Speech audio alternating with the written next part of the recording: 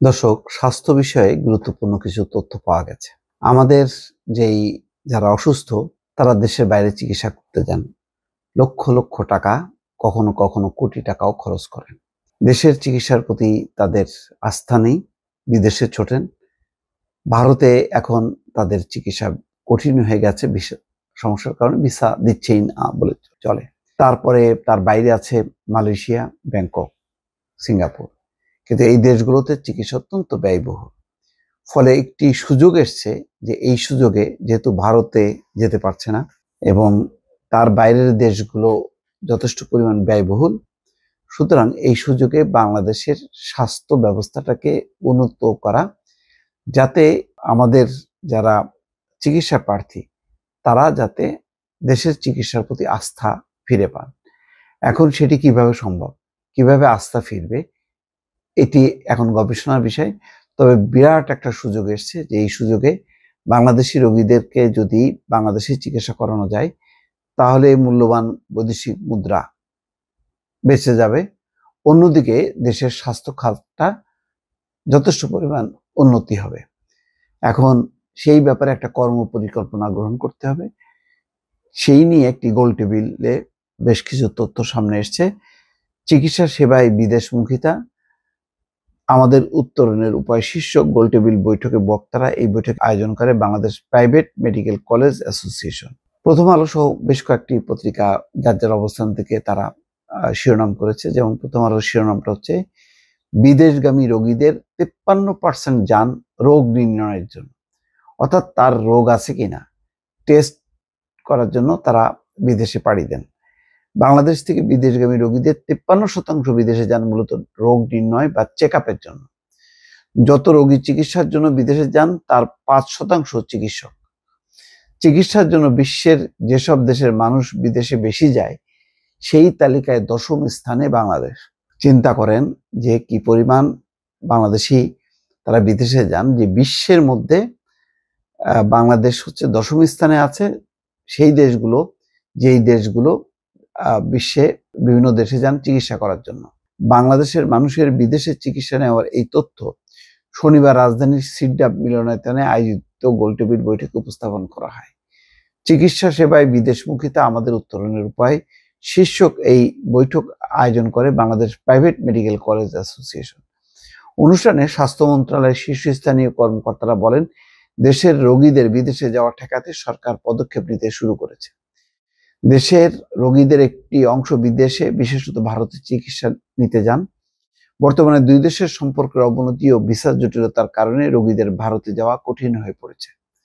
এই পরিপ্রেক্ষিতে করণীয় নির্ধারণে এই বৈঠক ডাকা হয়েছে বলে আয়োজকদের পক্ষ থেকে বলা হয়েছে। একাধিক আলোচক বলেন, বর্তমান সমস্যার সমাধানের মধ্য দিয়ে বাংলাদেশ চিকিৎসা ক্ষেত্রে উন্নতি করতে পারবে। অনুষ্ঠানে ঢাকা ও ঢাকার বাইরের বিভিন্ন মেডিকেল কলেজের পরিচালক, নির্বাহী প্রধান ও জ্যেষ্ঠ চিকিৎসকরা অংশগ্রহণ করেন এবং অধিকাংশের মতে দেশের চিকিৎসা ব্যবস্থায় আস্থা না থাকার কারণেই মানুষ বিদেশে চিকিৎসা নিতে যান। আস্থা ফিরিয়ে আনতে গণমাধ্যম বড় ভূমিকা পালন করতে পারে। কোথায় যান, কেন যান, কোন রোগে যান? শীর্ষ 10টি দেশের মধ্যে মালয়েশিয়ায় চিকিৎসা নিতে বিদেশি রোগী সবচেয়ে বেশি যান। অন্য 9টি দেশ হচ্ছে যুক্তরাষ্ট্র, দক্ষিণ কোরিয়া, থাইল্যান্ড, দুবাই, দক্ষিণ আফ্রিকা, তাইওয়ান, জার্মানি, মেক্সিকো ও তুরস্ক। অন্যদিকে যেসব দেশ থেকে বেশি রোগী অন্য দেশে যায় এমন 10টি দেশের মধ্যে শীর্ষ স্থানে আছে ইন্দোনেশিয়া। এই তালিকায় 10 নম্বরে বাংলাদেশ। অন্য দেশগুলো হচ্ছে যুক্তরাষ্ট্র, চীন, ইতালি, জার্মানি, লেসোতো, দুবাই ও লিবিয়া। অনুষ্ঠানে মূল বক্তব্য উপস্থাপন করেন স্বাস্থ্য সংস্কার কমিশনের সদস্য বিজ্ঞানী আহমেদ এহসানুর রহমান। তিনি বলেন, বিদেশমুখী রোগীদের 51% যায় ভারতে, থাইল্যান্ডে যায় 20%, সিঙ্গাপুরে যায় 20%, যুক্তরাজ্যে রোগী যাওয়ার হার 3%, 2% করে যায় জাপান ও মালয়েশিয়ায়, 1% করে যায় চীন ও সংযুক্ত আরব আমিরাত। যাই হোক, এখন মূল চ্যালেঞ্জটা হচ্ছে যে বাংলাদেশের রোগীদেরকে কিভাবে বাংলাদেশেই উন্নত চিকিৎসা করা যায়।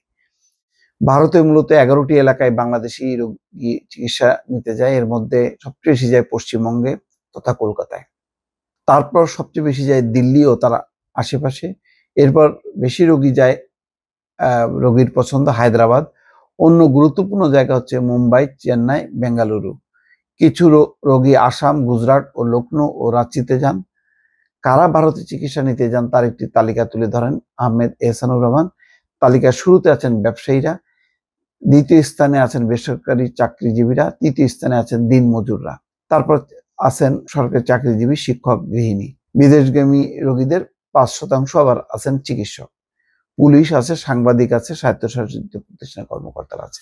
এখন ভারত ভিসা কড়াকড়ি করার কারণে বহু চিকিৎসা প্রার্থী আর বিদেশে যেতে পারছেন না, তারা বাধ্য হয়ে বাংলাদেশের চিকিৎসা নিচ্ছেন। এই সুযোগে বাংলাদেশে যদি চিকিৎসা ব্যবস্থাটা উন্নত করা যায় তাহলে রোগীরা কিন্তু আস্থা ফিরে পাবেন এবং তারা বিদেশে যাওয়ার থেকে দেশের চিকিৎসা প্রতিষ্ঠানগুলোতে যেতে থাকবেন। অর্থাৎ আমাদের স্বাস্থ্য ব্যবস্থাটা, হাসপাতাল, এগুলোর একটি উন্নতি করার একটি পরিস্থিতি সামনে তৈরি হয়েছে। এটাই এখন সবচেয়ে বড় চ্যালেঞ্জ, কিভাবে বাংলাদেশি চিকিৎসা প্রার্থীদের চিকিৎসা দেশেই সুনিশ্চিত করা যায়। দর্শক ভালো থাকবেন, আল্লাহ হাফেজ।